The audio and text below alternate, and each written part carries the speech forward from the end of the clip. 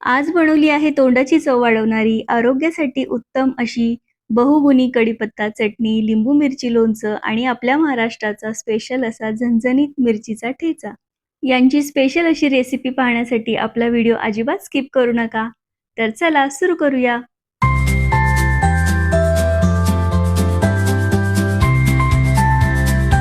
आज क्लब हाऊसमधून भरपूर असा ताजा-ताजा कढीपत्ता मी तोडून आणलेला आहे.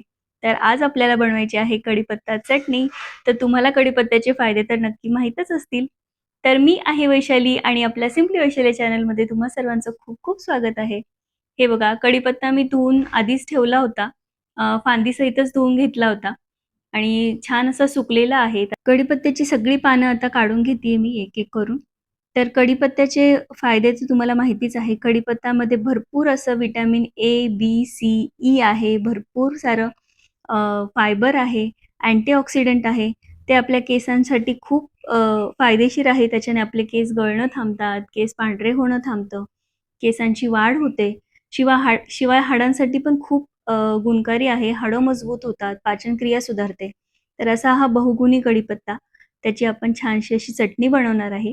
रोज सकाळी कढीपत्त्याची 7 ते 8 पानं चावून खाल्ली ना, तरीही आपल्यासाठी खूप फायदेशीर असणार आहे. या बहुगुणी अशा कढीपत्त्याच्या चटणीसाठी काय-काय साहित्य लागणार आहे, हे मी तुम्हाला सांगते.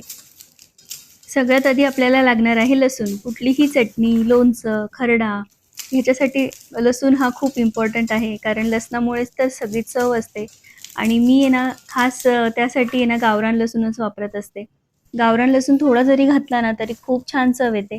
भाजीला, चटणीला, कशालाही. तर गावरान लसूण सोलायलाही सोप्पा असतो, वेळ पण वाचतो आणि चव पण खूप छान असते. तर हे बघा, थोडासा चोळून घेतला ना तरी लसूण सोलला जातो. कढीपत्त्याच्या चटणीसाठी आपण घेणार आहे अखंड अशा लाल मिरच्या. ते 1 वाटी भरून घेतलेल्या आहे मी, छोटी वाटी भरून. त्यानंतर अर्धी वाटी शेंगदाणे, अर्धी वाटी भाजकी डाळ, छोट्या वाट्या भरून धना, जिरे, अर्धी वाटी उडदाची डाळ, अ, छोटी वाटी भरून जवस आणि तीळ आणि 1 वाटी भरून लसूण. तर असं हे सगळं घेतलेलं आहे. तर आता हे सगळं घालून आपल्याला मस्त अशी चविष्ट, रुचकर कढीपत्ता चटणी बनवायची आहे. धने जिऱ्याची पावडर वापरण्याऐवजी अख्खे धने, जिरे वापरले आणि अख्ख्या मिरच्या, मिरची पावडरऐवजी वापरलं ना, तर चटणीला खूपच छान अशी टेस्ट येणार आहे आणि आपली चटणी एकदम खमंग होणार आहे. चला तर आता सुरू करूया चटणी बनवायला. एका मोठ्या स्टीलच्या कढईमध्ये किंवा लोखंडाच्या कढईमध्ये आपण ही चटणी बनवायची आहे. तुमच्याकडे लोखंडाची कढई असेल ना, तर एकदमच उत्तम. तर आणि हो, मीठ पण घ्यायचं आहे चवीपुरतं हे मी सांगायला विसरले. तर थोड्या-थोड्या तेलामध्ये आपल्याला ना हे सर्व काही भाजून घ्यायचं आहे. तर मी हे सगळं सेपरेट भाजणार आहे. इथे मी मोठ्या गॅसवर कढई थोडी गरम करून घेतली आहे. नंतर गॅस थोडा मीडियम केला आहे आणि हे बघा थोडंसं तेलामध्ये ना कढीपत्ता आपल्याला छान खरपूस असा भाजून घ्यायचा आहे. जेणेकरून कढीपत्त्यातला ओलसरपणा निघून जाईल आणि पानं खरपूस भाजली ना, की चटणी जास्त काळ टिकते. 2 ते 3 महिने ही चटणी टिकते. तर तुम्ही ही स्टोअर करून ठेवू शकता छान असं हवाबंद बरणीमध्ये ठेवून. तर हे बघा असं छानसं कढीपत्ता भाजून घ्यायचा आहे. कढीपत्ता हा फक्त कढी बनवण्यासाठी, फोडणी देण्यासाठीच नाही, तर खूप साऱ्या गोष्टींसाठी उपयोगी आहे आणि इतका बहुगुणी आहे ना, आपल्या शरीरासाठी खूप उपयुक्त आहे. त्याच्याने आपल्या शरीरातलं बॅड कोलेस्ट्रॉल हे आहे ना, ते आपोआप कमी व्हायला लागतं. भरपूर त्याचं सेवन जर आपण केलं ना, हे बघा किती सुंदर सुगंध येतो ते भाजताना. केसांसाठी पण खूप उपयोगी आहे कढीपत्ता. केसांचं तेल बनवू शकतो आपण आणि असं चटणीमधून आणि किंवा नुसतेही आपण कढीपत्त्याची पानं खाऊ शकतो. मुलं तर कढीपत्त्याची पानं खात नाही, त्यामुळे त्यांच्यासाठी हा असा उपाय केला ना, तर त्यांच्या पोटातही कढीपत्ता जाणार आणि त्यांची तब्येतही छान राहणार. कढीपत्त्याच्या सेवनाने हाडं मजबूत होतात, डोळ्यांची नजर चांगली राहते, पाचनशक्ती सुधारते आणि शरीरामध्ये जे काही बॅड कोलेस्ट्रॉल आहे ते कमी करण्यास मदत होते. तर असा हा बहुगुणी कढीपत्ता आहे. आता हे बघा छान असं खरपूस भाजून झालेलं आहे. हे बघा सगळं पाणी त्यातलं निघून गेलेलं आहे आणि खूप पण नाही जाळायचं आहे आपल्याला. नाहीतर कढीपत्त्यातले सारे गुणधर्म निघून जातात. तर हे बघा आता उडदाची डाळ घेतलेली आहे मी. ती पण आता थोडीशी भाजून घेते. तर कढईला जे तेल होतं ना, त्यातच मी थोडं भाजून घेतीये. वरून मी तेल घेतलेलं नाहीये. तर अशा पद्धतीने ही डाळ पण खरपूस भाजून घ्यायची. थोडं मीडियम गॅसवर भाजायचं आहे, नाहीतर एकदम सगळ्या डाळी वगैरे करपू शकतात. तर आता जवस पण भाजून घेते. आणि जवस जरा तडतडलं की काढून घ्यायचं. तर जवस पण तुम्हाला माहितीच आहे आपल्या केसांसाठी आणि वेट लॉससाठी किती उपयोगी आहे. तीळ पण तसंच आपली हाडं मजबूत करतं. तिळामध्येही भरपूर प्रोटीन, आयर्न, कॅल्शियम असतं. तर असे सगळे हे काही उपयुक्त असे पदार्थ आपण घालून ना, छान अशी चटणी बनवणार आहे आणि खरंच खूप आरोग्यदायी अशी चटणी बनणार आहे आपली. तर तुम्हीही नक्की ट्राय करा. हे बघा शेंगदाणे थोडे चवीला घातले आणि शेंगदाण्यांमध्येही भरपूर प्रमाणात प्रोटीन असतं. तर ते शेंगदाणे असे मंद गॅसवरच भाजून घ्यायचे आहेत म्हणजे ते खरपूस लागतील आणि चटणी पण आपली जास्त काळ टिकेल.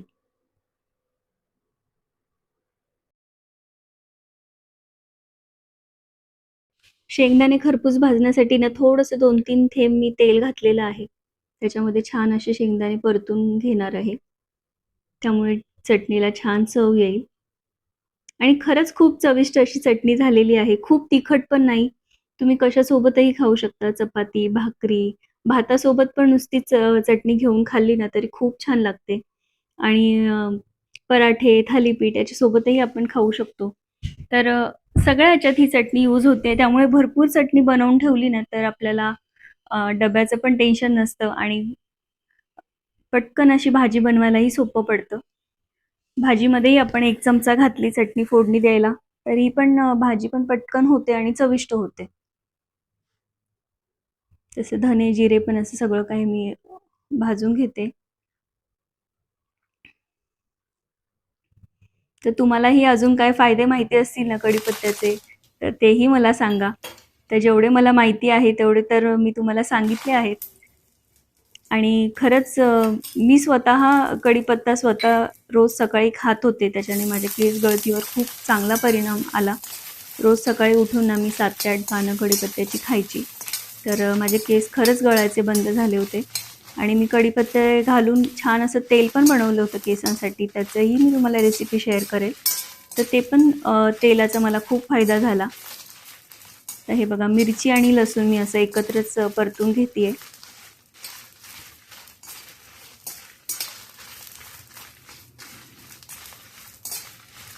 मिरची पावडर टाकण्यापेक्षा अशी अखंड मिरची घातली ना, सुकी लाल मिरची, तर छान चव येते चटणीला आणि गावरान लसूणची चव तर वेगळीच. त्यामुळे खरंच खूप खमंग अशी चटणी तयार झालेली आहे आणि हे सगळं भाजताना इतका छान सुवास पसरलेला आहे ना घरामध्ये, घमघमाट पसरलेला आहे ना, की काय सांगू. तर तुम्हीही नक्की ट्राय करा. हे बघा लसूण आणि मिरची हे खरपूस भाजून झालेलं आहे. आता आपण हे सगळं काही ना गार करायला ठेवायचं आहे. छान गार झालं ना, की मग आपण हे वाटून घेणार आहे. तर त्यामध्ये वाटताना आपण त्यामध्ये मीठ घालणार आहे. आधीच मीठ घालायचं नाहीये. तर हे बघा. आता आपण तोपर्यंत हे थंड होईपर्यंत ना लिंबाचं लोणचं बनवून घेऊया. लिंबू मिरचीचं लोणचं. जे माझ्या मिस्टरांना खूप आवडतं. त्यांना रोजच्या जेवणात हवंच असतं. आणि खरंच लिंबू मिरची आहे ना आपल्या शरीरासाठी पण खूप फायदेशीर आहे. भरपूर व्हिटॅमिन सी असलेलं लिंबू त्याच्याने आपल्या शरीरात रोगप्रतिकारक शक्ती वाढते. त्यामुळे आहारात आपल्या लिंबू असणं गरजेचंच आहे रोजच्या रोज. तर मी कशा पद्धतीने मिरची बनवते ही माझ्या सासूबाईंची पद्धत आहे. तर ते मी तुम्हाला सांगणार आहे. तसं लिंबू आणि मिरची असं व्यवस्थित धुवून, पुसून घेतलं, कोरडं करून घेतलं. एकदम त्याच्यातलं पूर्ण पाणी काढून घ्यायचं आहे. हे बघ एक-एक मिरची मी स्वच्छ पुसून घेतलेली आहे.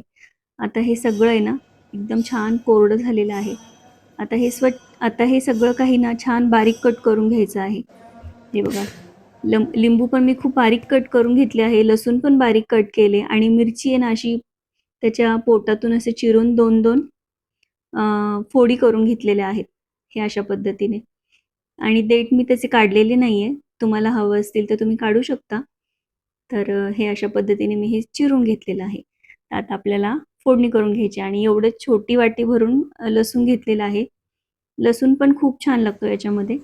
तर ही एवढी वाटी भरून आहे ना, मी तेल घेतलेलं आहे. खरं तर पूर्ण वाटी तेल घ्यायला हवं होतं मला, नंतर ते लोणच्याला कमी पडलेलं आहे. तर तुम्ही एक पूर्ण वाटी भरून तेल घेऊ शकता. 12 ते 13 लिंबू होते टोटल आणि अर्धा पाव अशी मिरची होती. तर हे असं प्रमाण होतं लिंबू मिरचीच्या लोणच्याचं. तर हे बघा तेल तापल्यानंतर आपल्याला मोहरी घालायची, एक मोठा चमचा भरून. तर तुम्ही पिवळी मोहरी किंवा वाटलेली मोहरी असेल तर ती पण घालू शकता. लोणच्याची जी पिवळी मोहरी असते ती पण तुम्ही घालू शकता. आणि लसूण पण घालायचं आहे फोडणीमध्ये. लसूण खूप जाळायचा नाही आहे, थोडासा हे झाला परतवला की लगेचच आपल्याला लिंबू आणि मिरची घालायचं आहे. हे बघा, मिरची घालून घेतली मी सुरुवातीला. आणि यामध्ये आपल्याला बिलकुल पाणी घालायचं नाही आहे, म्हणजे माझी पद्धत तरी हीच आहे. लिंबू आणि मिरची एकत्र मी घालून घेतलेलं आहे आणि छान असं परतून घ्यायचं.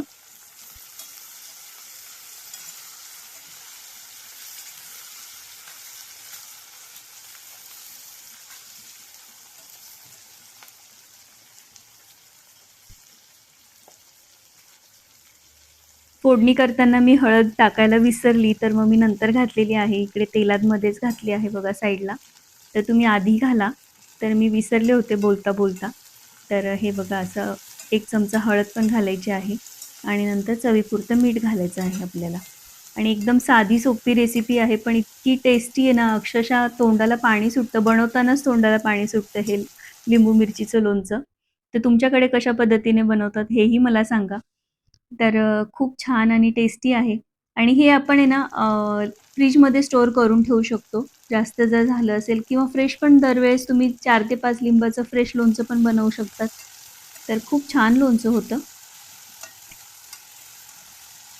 तर अशा पद्धतीने हे आपल्याला शिजून घ्यायचं आहे कमी गॅस करून. परतून झालं की थोडंसं झाकण ठेवून कमी गॅसवर हे शिजवायचं आहे. ते 10 ते 15 मिनटं आपल्याला हे कमी गॅसवर छान असं शिजवून घ्यायचं आहे. छान एकजीव झालं ना की आपलं लोणचं तयार होणार आहे. लोणचं परतवताना मला जाणवलं की तेल कमी पडलं आहे, म्हणून मी थोडंसं वाटीत तेल गरम करून घातलेलं आहे. तर तुम्हीही ॲड करू शकता नंतर. गरम करून थंड केलेलं तेल घालायचं. तर हे बघा, असं आता लोणचं तयार होतंय. कमी गॅस करून ठेवलेलं आहे. तर 10 ते 15 मिनिटात छान असं ते शिजून होणार आहे. हे बघा. छान असं लिंबू लोणचं तयार झालेलं आहे. लिंबू मिरची लोणचं. आंबट, तिखट आणि खारट इतकं छान कॉम्बिनेशन लागतं ना, तर तुम्हीही नक्की ट्राय करून बघा. एकदम परफेक्ट असं लोणचं तयार झालेलं आहे. आता हे थंड झाल्यानंतर आहे ना, ह्याला बरणीत भरून ठेवायचं. आपल्या जेवणाची लज्जत वाढवणारं लिंबू मिरची लोणचं तयार आहे. तर आता आपण बघणार आहे महाराष्ट्राचा स्पेशल असा मिरचीचा ठेचा. तुम्ही कशा पद्धतीने बनवता हेही मला सांगा. आजचा हा झणझणीत मिरचीचा ठेचा बनवण्यासाठी मी घेतला आहे अर्धा पाव हिरव्या मिरच्या, अर्धी वाटी शेंगदाणे, एक छोटी वाटी भरून लसूण, भरपूर अशी कोथिंबीर आणि चवीपुरतं मीठ. तर हे बघा, सुरुवातीला आपल्याला ना मिरची छान अशी तेलात परतून घ्यायची आहे, भाजून घ्यायची आहे.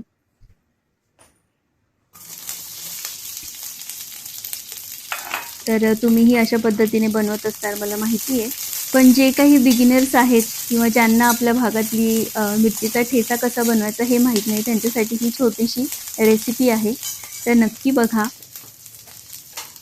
कमी गॅस करून आपल्याला मिरची अशी छान परफेक्टली भाजून घ्यायची आहे. सगळ्या बाजूने ती व्यवस्थित भाजली गेली पाहिजे, तरच त्याची खरी चव उतरते. तर मोठ्या गॅसवर जर भाजली तर ती एका बाजूला जळते, एका बाजूला नाही, असं एका बाजूला कच्ची राहते, असं नको राहायला. तर थोडं मीडियम गॅस ठेवा आणि छान अशी हलवत, कंटिन्यू हलवत अशी मिरची भाजून घ्यायची आहे. तर कुठलंही काम आहे ना, आपण असं सबुरीने केलं ना की त्याचं फळ नक्की आपल्याला मिळतं. घाईघाईत कुठल्याच गोष्टी व्यवस्थित होत नाही. त्यामुळे हा मंत्र नक्की लक्षात ठेवा. तर हे बघा, छान अशी मिरची परतून झालेली आहे, भाजून झालेली आहे. आता ती काढून घ्यायची एका प्लेटमध्ये आणि नंतर आपल्याला त्याच कढईत शेंगदाणे भाजून घ्यायचे. तर काही जण बिना शेंगदाण्याचा पण ठेचा करतात, तो पण छान लागतो आणि शेंगदाणे घालून पण छान लागतो. तर मी आज शेंगदाणे घालून तुम्हाला करून दाखवते आहे. तर सेम सेम रेसिपी आहे, फक्त शेंगदाणे आपल्याला स्किप करायचे आहेत. हे बघा, असे मंद गॅसवर आपल्याला छान खरपूस असे शेंगदाणे पण भाजून घ्यायचे आहेत. शेंगदाणे भाजून झालेले आहेत. आता हे सर्व मिश्रण थंड झालं की आपल्याला हे छान वाटून घ्यायचं आहे मिक्सरमध्ये. तुमच्याकडे पाटा वरवंटा असेल तर त्यावरही तुम्ही वाटू शकता. त्यावरची लज्जत तर वेगळीच आहे. त्याच्यावरची चव तर खूप वेगळी आहे. तर आपल्याकडे ही सोय नाही, त्यामुळे आपण मिक्सरमध्येच वाटणार आहे. तर हे बघा आता हे थंड करायला ठेवलंय मी एका साईडला. तर इकडे आपल्या कढीपत्त्याच्या चटणीचं वाटण अ, जे काही मिश्रण आपण बनवलं होतं ते एकदा पूर्णपणे थंड झालेलं आहे. आता आपण हे वाटून घेणार आहे. भरपूर असं मिश्रण झालेलं आहे, त्यामुळे हे 2-3दा करून मला वाटावं लागणार आहे.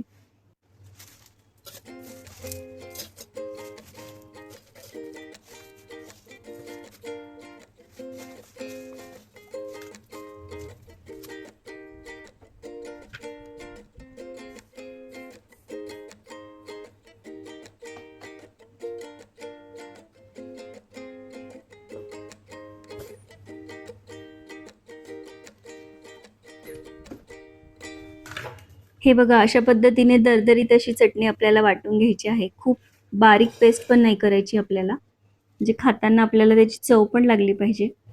तर अशा पद्धतीने ही चटणी वाटून घ्यायची आहे.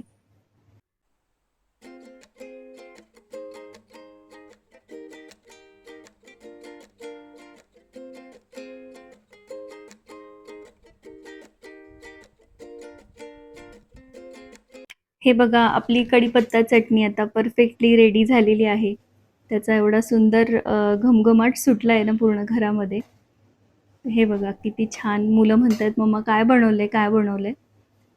तर तुम्ही ही नक्की ट्राय करा आणि मुलंही आवडीने खातील. ही चटणी पराठ्यामध्ये, थालीपीठामध्ये टाकून त्यांना दिली ना, तर ते नक्की खातील आणि त्यांच्या पोटातही कढीपत्ता, जवस, तीळ, उडदाची डाळ जे काही महत्त्वपूर्ण घटक आहे ते सर्व पोटात जाणार आहे. त्यांची हेल्थ मेंटेन राहणार आहे. तर हे नक्की ट्राय करा. तर ही रेसिपी तुम्हाला कशी वाटली हेही सांगा. आपले लिंबू मिरची लोणचं, अ, आपला महाराष्ट्रीयन खरडा आणि कढीपत्ता चटणी यापैकी कुठली रेसिपी तुम्हाला जास्त आवडली हेही मला सांगा. तर मी तुमच्या कमेंट्सची वाट बघेल. तर आणि हा आपला व्हिडिओ तुम्हाला कसा वाटला हेही मला सांगा. व्हिडिओ जर आवडला असेल तर आपल्या व्हिडिओला लाईक करा, शेअर करा आणि नक्की सबस्क्राईब करा. आणि हो, बेल आयकॉनला क्लिक करायला अजिबात विसरू नका. तर हे बघा आता आपलं खरड्याचं मिश्रण पण थंड झालेलं आहे पूर्णपणे. तर हेही आपण आता मिक्सरमध्ये छान वाटून घेणार आहे. आता मुलांची स्कूल सुरू होतील आणि रोजच्या टिफिनसाठी पण आपल्याला बऱ्याच गोष्टी लागत असतात. एखादी चटणी हाताशी असली, खरडा असला, लोणचं असलं, तर खूप उपयोग होतो, बरं पडतं म्हणजे चव पण येते आणि वेळ पण वाचतो आपला. तर अशा मी चटण्या आता रेडी करून ठेवलेल्या आहेत, कारण आता पुढच्या वीकमध्ये मुलीची स्कूल पण सुरू होणार आहे. तर तिला हे चटणी वगैरे घालून पराठे वगैरे देऊ शकतो. तर हे बघा आता मिरची, लसूण आणि कोथिंबीर हे सगळं मी एकत्र वाटून घेणार आहे आणि मीठही घालायचं आहे त्यातच. तर हे सगळं टाकून ना एकत्र वाटून घ्यायचं आहे.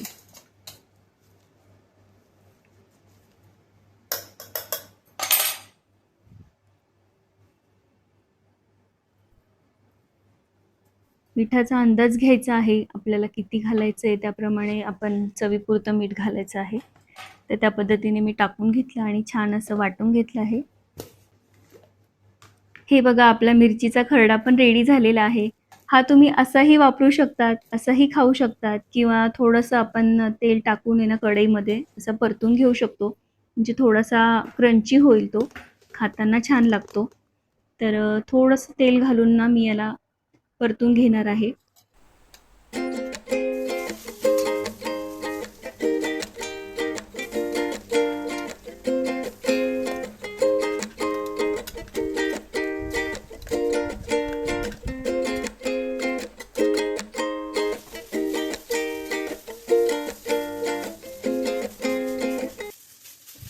मिरचीचा खरडा म्हटलं की सगळ्यांच्याच तोंडाला पाणी सुटतं, हो की नाही? तर तुम्हाला आवडतो की नाही मिरचीचा खरडा हेही मला सांगा. हे बघा आता मिरचीचा खरडा पण छान असा परतून झालेला आहे. आता हा थंड करून घ्यायचा आणि आपण छानपैकी असं बरण्यांमध्ये भरून घ्यायचं. तर आता सुरुवातीला मी हे लिंबू मिरची लोणचं भरून घेते. हे पण थंड झालेलं आहे. तर माझ्याकडे ह्या बरण्यांचा सेट होता 3 बरण्यांचा. बराच जुना आहे म्हटलं आता याच्यात भरून घेऊया. तर मी खूपच क्वांटिटीमध्ये हे टाकलेलं आहे. बरणी पूर्ण भरली. नंतर मी हे काढून घेतलं होतं वेगळ्या डब्यामध्ये. आणि फ्रीजमध्ये स्टोअर केलं, कारण बाहेर राहिलं तर एवढं लोणचं खराब होईल पूर्ण. तर वातावरणामुळे कसं बुरशी पण लागू शकते, त्यामुळे फ्रीजमध्ये आपण स्टोअर करू शकतो किंवा फ्रेश बनवू शकता तुम्ही. जास्त कमी लिंबांचं बनवा. तर माझ्याकडचं हे लोणचं 8 दिवसातच संपणार आहे, मला माहिती आहे.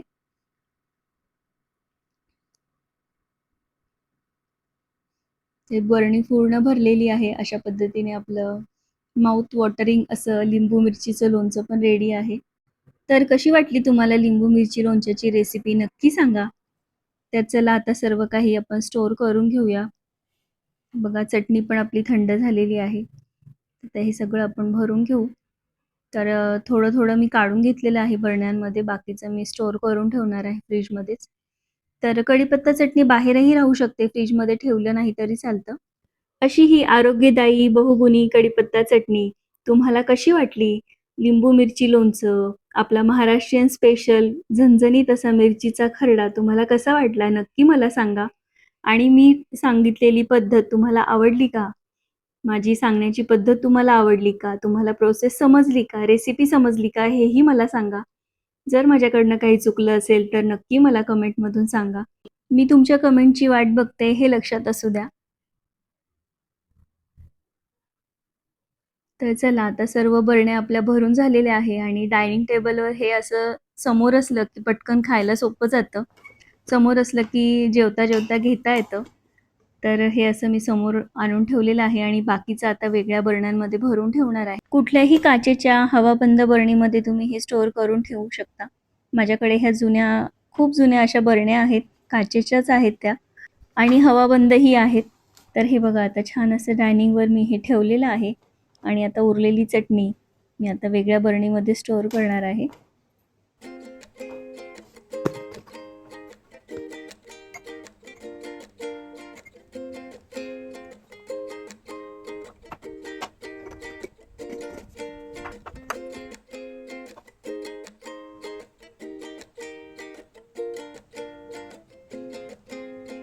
अशीच नवनवीन रेसिपीज मी तुमच्यासाठी घेऊन येणार आहे. माझे डेली रुटीन तुमच्यासोबत शेअर करणार आहे. तर माझे व्हिडिओ बघायला अजिबात विसरू नका. तर चला आजच्या दिवस एवढंच. बाय.